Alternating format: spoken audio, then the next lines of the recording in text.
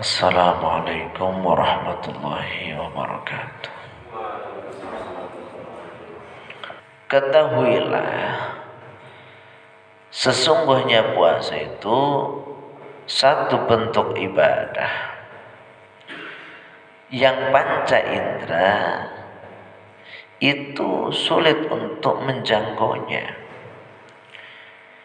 Yang dapat mengetahui puasa dan tidaknya illallahu was-shaimu, yaitu pelaku yang sedang puasa itu sendiri dan Allah Subhanahu wa taala. Jadi ibadah yang sifatnya rahasia diantara adalah ibadah puasa. Yang tahu hanya dirinya dan Allah. Tapi konco-konco niku lebih ngerti Pak nek kula puasa, sampean ngomong bareng. Kowe puasa ora? Puasa. Yang ngerti dadine. Tapi ngerti iya dan tidaknya pun sulit.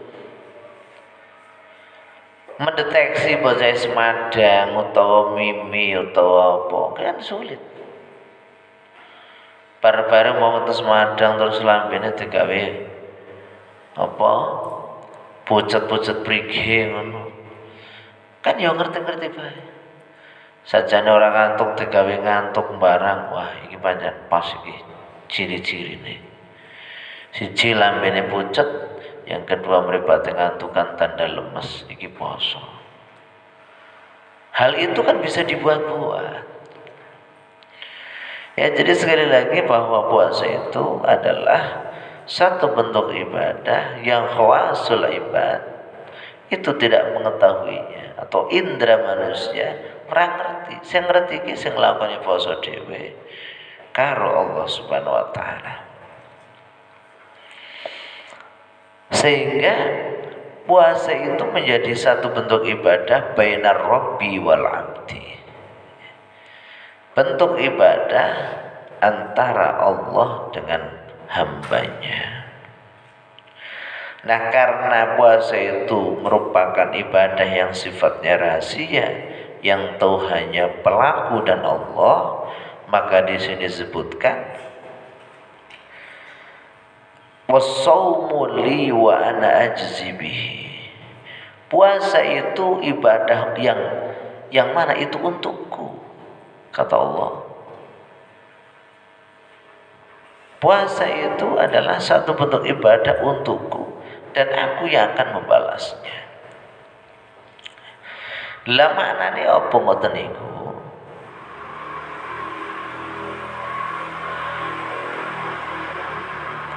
Tengandap pisan didhawuhaken. Makna daripada as-shaumu li wa ana ajzi bihi adalah begini.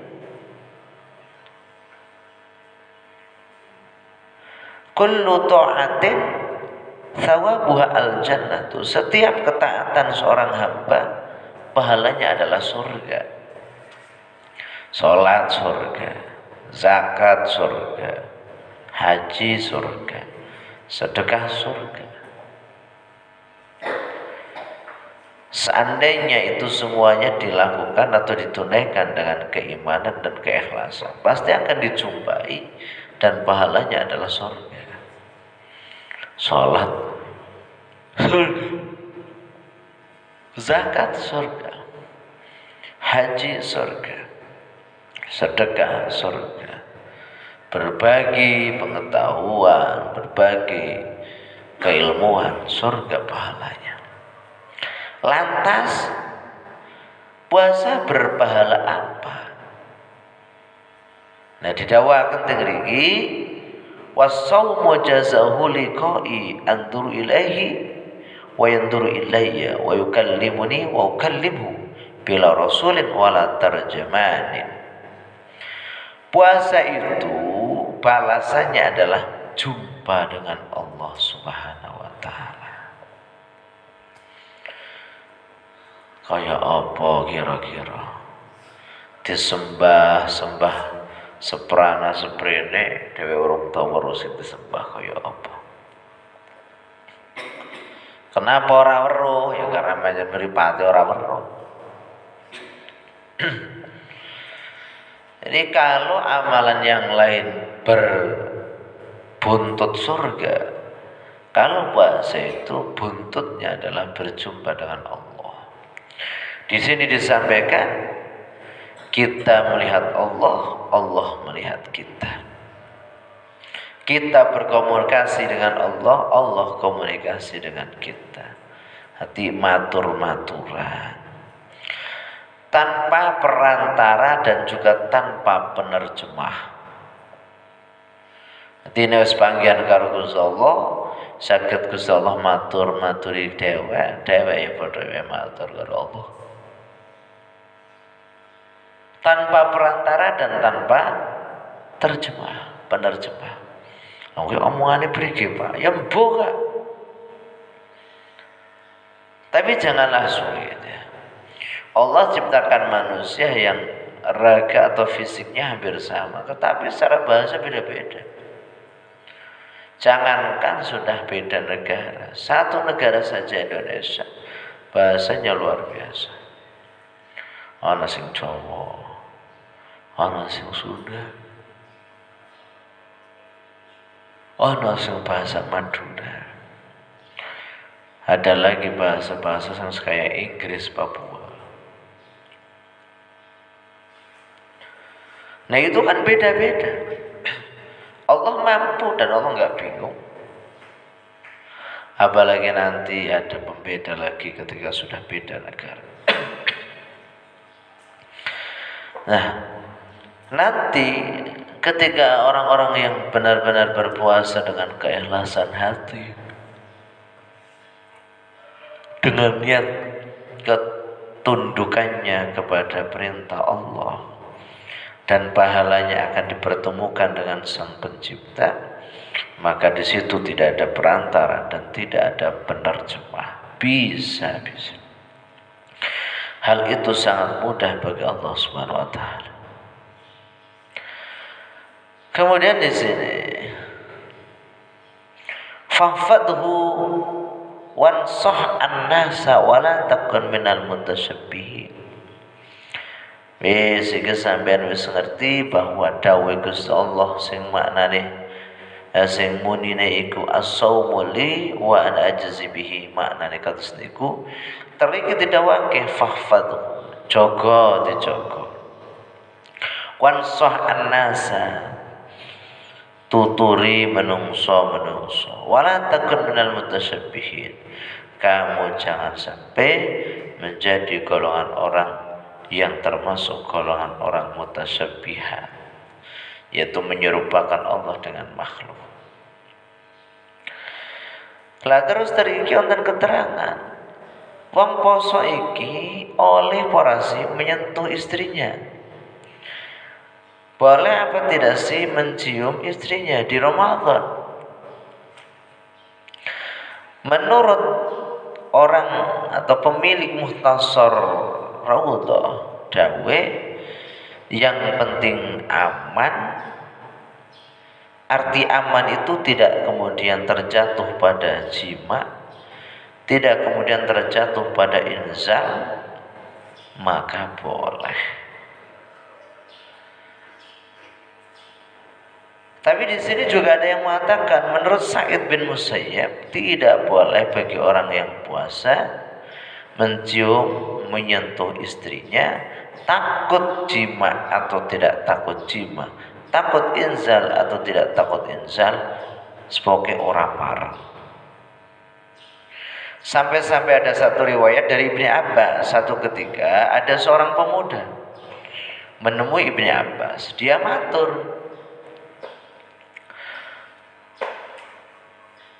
maturnya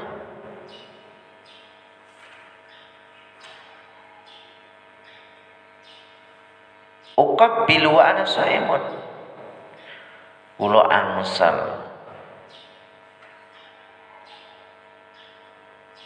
apa ngambung bojone ora. Maring Ibnu Abbas langsung jawab ora.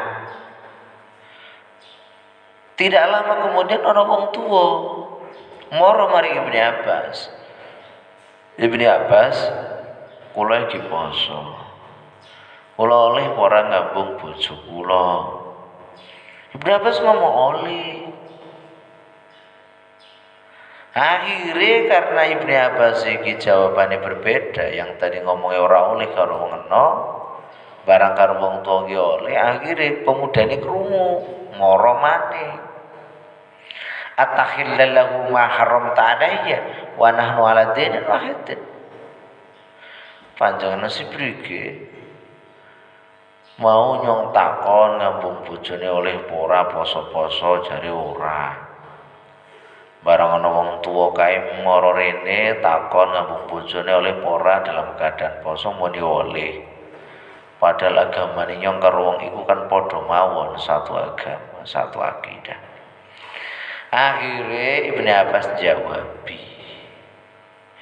kaike wong tuwa Kang, wong tuwa iki ngambung bojone Pak bisa ngempet hajate.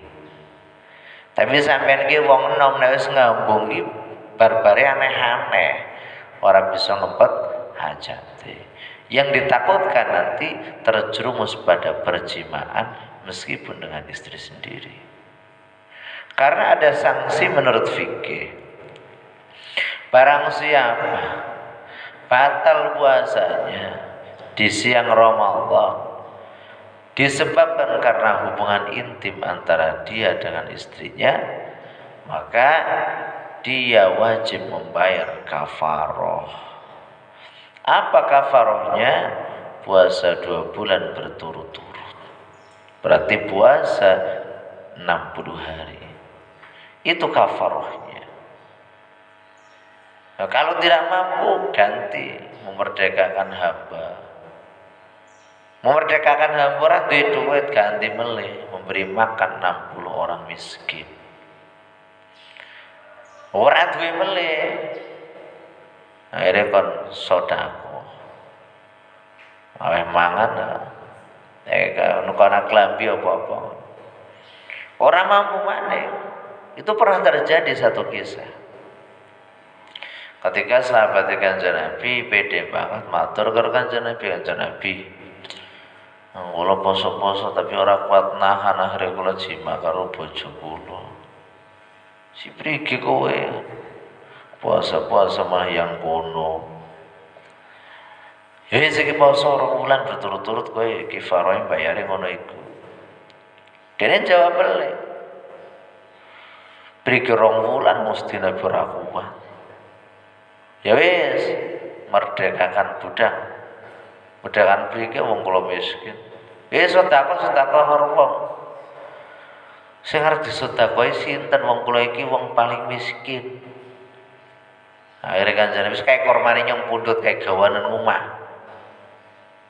Dibagi-bagian mboten nonton sing terima wong kula sing paling miskin. Ya gawa kowe. Akhirnya wis jima malah oleh hadiah kurma. Ya jadi poso iki ibadah kita dengan Allah Subhanahu wa taala. Ti ora sadar dadi omong-omong ki nyong poso ki ati lambene jeblak kabeh. Gak usah ngomong begitu, malah bene pancen poso ya pancen pecah-pecah. Karena kurang minum, karena kurang makan, karena kurangnya asupan yang masuk dalam tubuh kita. Sedangkan aktivitas kita harus terus berjalan. Tidur boleh, berpuasa itu tidak boleh. Tapi andai kata tidur orang puasa saja itu pahalanya luar biasa. Lebih-lebih andai kata aktivitasnya bagus. Tidur orang berpuasa itu berpahala, lebih-lebih aktivitas dan aktivitasnya bagus. Pahalanya jauh lebih banyak. Kenapa? Karena sudah beribadah kemudian masih bisa menunaikan hal-hal baik. Walau ya turu, tapi aja turu terus. Yang terus barang, yang senang barang, yang musyawarah barang. Karena tugas kamu, kegiatan kamu di sini hanya itu. Nah, jadi pensikapan hukum saja bisa beda ya. Ibni Abbas memberikan jawaban kepada seorang pemuda yang bertanya, apakah boleh mencium istrinya di siang bolong Ramadan? Ora. Barang wong tua boleh. Kadang-kadang beda. Maksud daripada puasa itu menekan musuh Allah. Ditekan prige.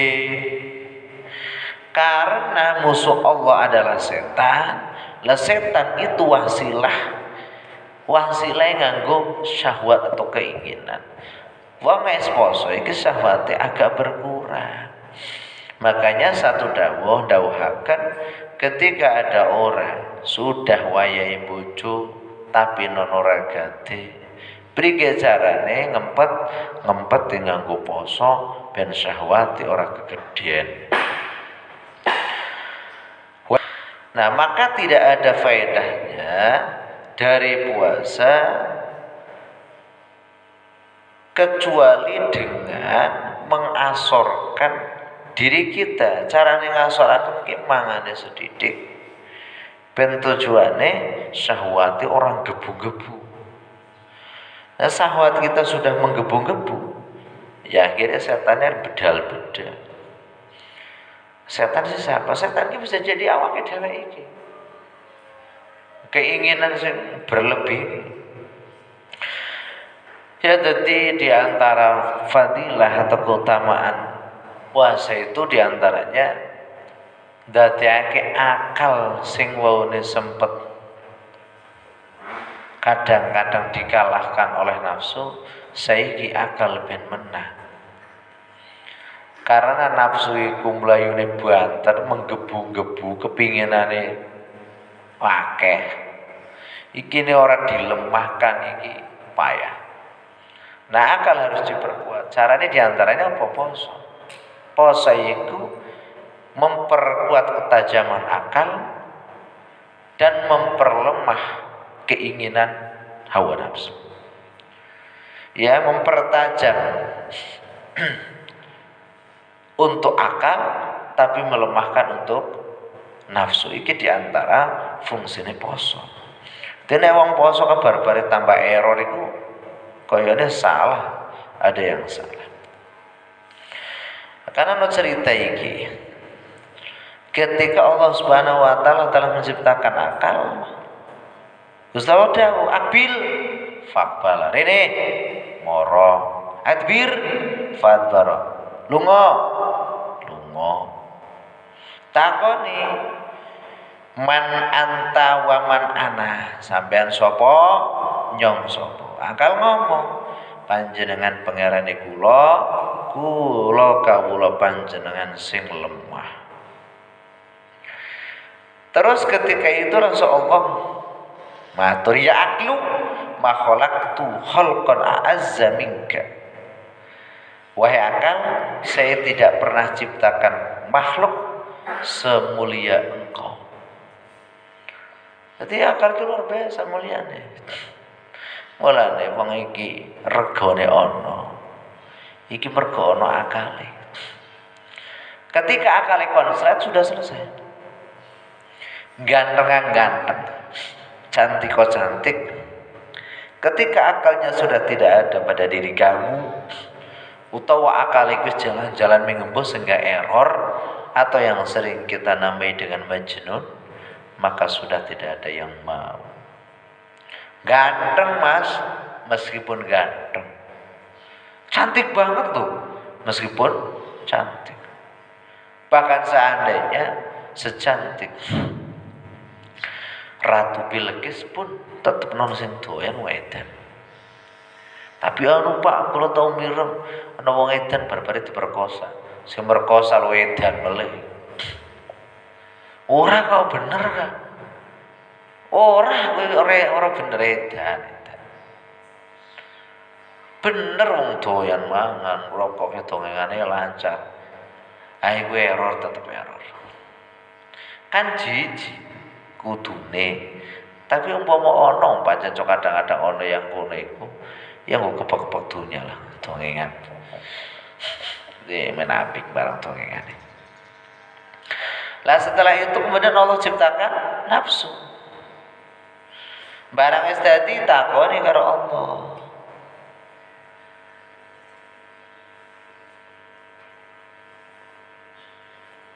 Pertama nih didhawuhi karo Allah, mrene meneng bae-bae dan nafsu falak tujib. Meneng bae. Kon mrene ora mrene. Kayak kowe nek timbali malah umpetan kowe kudu bayangake bisa jadi kowe kayak nafsu. Jadi ketika pas Allah ciptakan makhluk yang bernama akal moro ya moro. Lunga ya lunga. Takone kowe sapa? Nyong nggih makhluk panjenengan pangerane kula. Langsung dadi. Nafsu ora rene. Menang bae. Falam tujib ki ora nyembadani. Ora medu. Akbili falam tujib. Prene. Ora gelem prene. Meneng bae to. Barbare takoni, man anti wa man ana. Kowe sapa nyong sapa? Jawabane ana ya ana wa anta ya anta. Kula ya kula jenengan. Wong sok kenal sok dekat bareng. Akhirnya Gusti Allah jengkel, diadab, disiksa di neraka jahanam 100 tahun. Bar sekono iku dintas, takoni melih sampean sapa nyong sapa. Jawabane kin padha. Fajabathu kal awwali. Nyong ya nyong, panjenengan ya panjenengan. Barbare gebuki meleh. Disiksa dengan naril ju. Api yang mana itu terbentuk atau tercipta dari rasa lapar. Ternyata lapar itu benar-benar bisa membakar.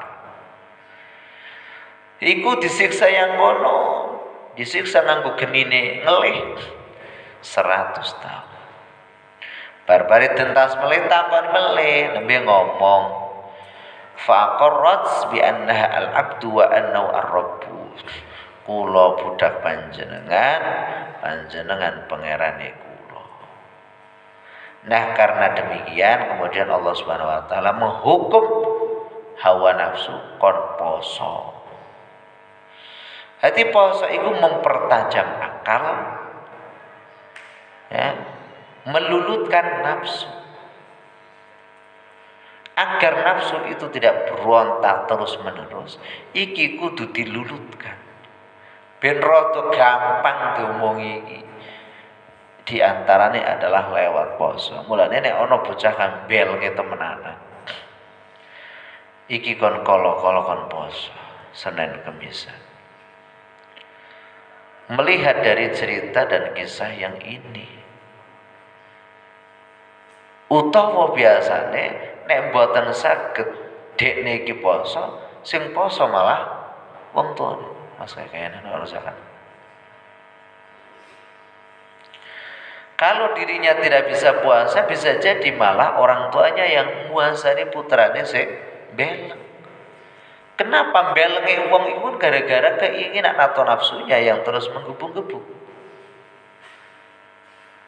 Nah, sedangkan akale ben tajem, ben menggebu-gebu tapi bisa disetir karo akal. Nah, iki akale harus tajem. Pandangan akal harus tajam, penglihatan akal harus tajam, pemikiran akal juga harus tajam. Pengasahannya dengan puasa. Melemahkan, melulutkan, melunakkan nafsu, yaitu juga dengan puasa. Artinya satu bentuk ibadah sekaligus mengelola dua makhluk, yaitu puasa. Makhluk yang bernama akal akan tajam penglihatan, pandangan, dan pemikirannya lewat puasa.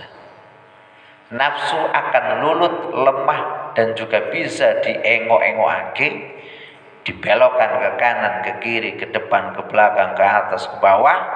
Di antaranya juga dengan wasilah berpuasa. Nah, semoga puasa yang kita jalankan tidak hanya semata-mata kegiatan rutin saja, tetapi ini harus menjadi sebuah perubahan besar dalam pribadi kita masing-masing.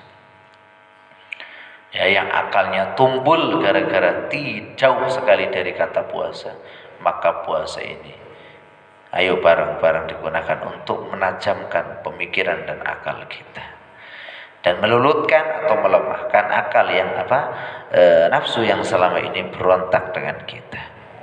Kenapa kemudian puasa itu 30 hari? Ada ceritanya. Apa ceritanya? Ketika Nabi Adam makan buah khuldi di surga, dan kemudian ditegur Allah Subhanahu wa ta'ala, bekasnya itu tidak hilang sampai 1 bulan. Artinya bekas buah khuldinya itu menghilang setelah lamanya 1 bulan atau 30 hari. Nah, dari itulah kemudian setelah Nabi Adam bertobat dan diterima tobatnya oleh Allah Subhanahu wa ta'ala, Nabi Adam disuruh oleh Allah untuk berpuasa 30 hari tapi siang dan malam. Jadi Nabi Adam iki poso mung puasane ngebleng. Ngebleng itu puasa wisol bahasa Arabi. Artinya apa? Awan poso, wengi poso, awan maning poso, wengi poso, terus yang kono selama 30 hari. Iki kira-kira kuat ora? Nah, dheweke ora bakal kuat kok. Cara kita Fathul Muin 72 jam saja.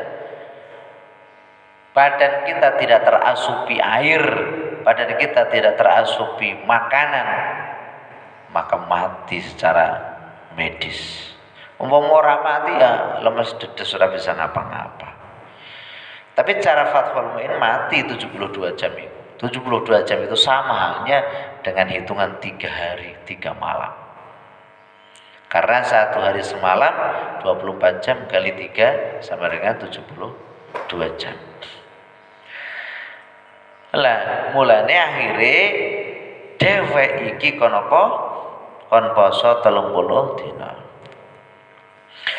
Alasane napa 30 dina awane ya wengine barang. Didawake melih karena kenikmatan dunia iki ada 4. Apa nikmat dunia? Makan. Yang kedua minum. Yang ketiga berhubungan badan dengan istri. Yang keempat tidur. Madang, minum, jima, turu. Nah, iki nikmati apa? Dunia. Kok bisa madang ora? Bisa. Berarti menikmati dunia. Bisa minum?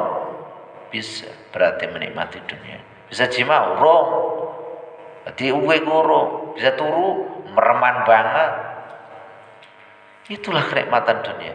Dan semuanya ternyata fa innaha hijabun lil 'abdi 'anillahi ta'ala. Kenikmatan dunia semuanya sing jarane makan, minum, jima dan apa? Dan tidur. Itu semuanya adalah menjadi penghalang atau menjadi tutup antara dirinya dengan Allah Subhanahu wa ta'ala. Madang terus ora kelingan Allah. Minum terus juga ora kelingan Allah. Jima terus ora kelingan Allah. Begitu pula apa? Tidur ora kelingan Allah. Nah, karena demikian adanya, maka diwajibkan puasa untuk Kanjeng Nabi beserta umatnya. Hanya saja kalau siang berpuasa, malamnya diperbolehkan makan, malamnya diperbolehkan minum, malamnya diperbolehkan jima, berkumpul dengan istri. Itu namanya apa? Itu adalah keutamaan dari Allah dan kemuliaan untuk kita yang Allah berikan. Nah, dhewek kudu bersyukur, ora kaya Nabi Adam posone 30 dina tapi awan wengi atau poso wisol atau poso ngebleng. Dan dhewek iki posone mung awan tok. Iki bagus. Nek ora awan tok jan payah, gelem-gelem akhirnya wis dina terus kelekaran. Bar-bare langsung semaut wis. بسم الله الرحمن الرحيم اللهم إني أستودعك ما علمتنيه فردده إلي عند حاجتي إليه ولا تنسنيه يا رب العالمين. السلام عليكم ورحمة الله وبركاته.